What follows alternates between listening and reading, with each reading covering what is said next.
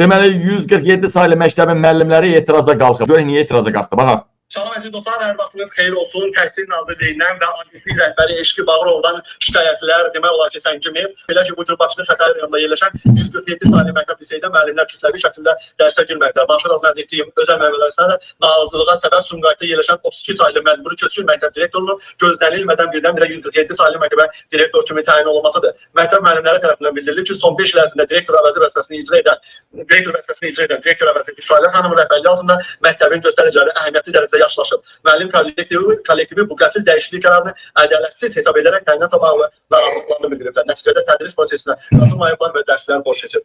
Əziz dostlar, bu Avropa ölkələrindən birində baş versəydi bu proses və elə yaxın Türkiyədə baş versəydi, bütün dövlət ayağa qalxardı.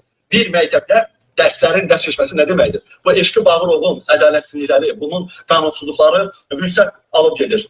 Və sizə deyim ki, bu məktəblərin direktorlarının imtahan prosesi Nazirin torbasını tikdilər. Hökumət kanalları, bax hökumət kanallarıdır. Nədir? Burada nə, hələ mən məlumat oxumamışam. Bu demək ki, Emin Əmrullayevin torbasını tikdilər.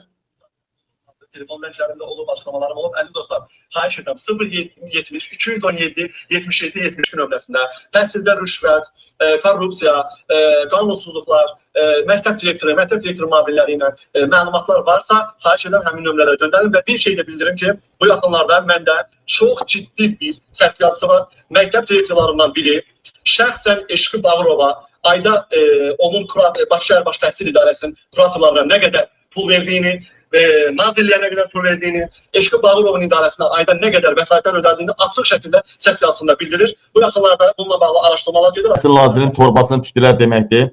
Bugün 147 saylı məktəbin müəllimləri etiraza qalxıb. Azərbaycanlı siyasi mühacirlərin koordinasiya mərkəzi Avropa Şurası Parlament Assambleyasında təmsilçiliklə bağlı Avropa Şurasına müraciət ünvanlayıbdır. Qurumun Nazirlər Kabinetinin rəhbəri Yan Borqa ünvanlanan məktubda Azərbaycan müxalifətçi və siyasi mühacirlərin iştirakı ilə dialoq platformasının yaradılması təklif olunub. O, super.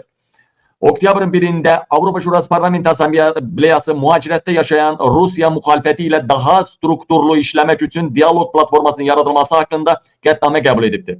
İclasda iştirak edən 80 deputat yetkiliklə sənədin lehinə səs veriblər.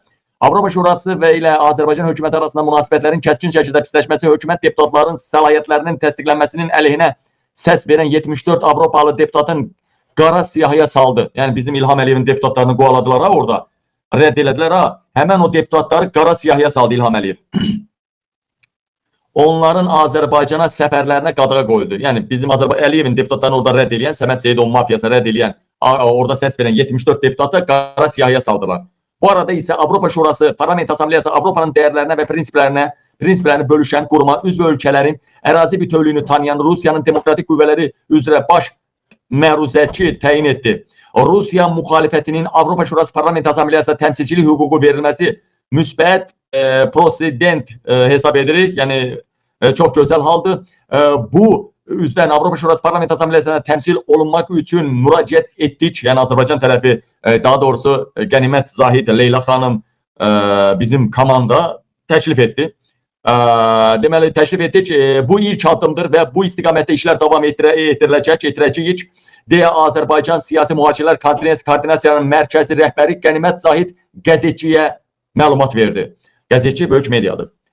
Azərbaycanlı qəzetçi Səfirəmsə Əfqan Muxtarlıdır da qəzetçinin başında.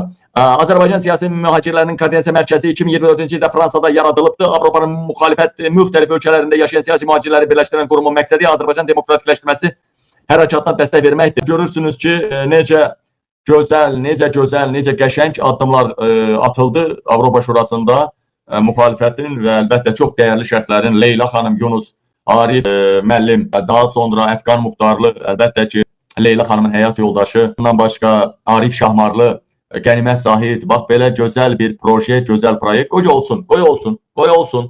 Super, əla. İlham Əliyevin hər tərəfdən İlham Əliyevi zərbə altında qoymaq lazımdır. Dəyərli həmvətənlərim.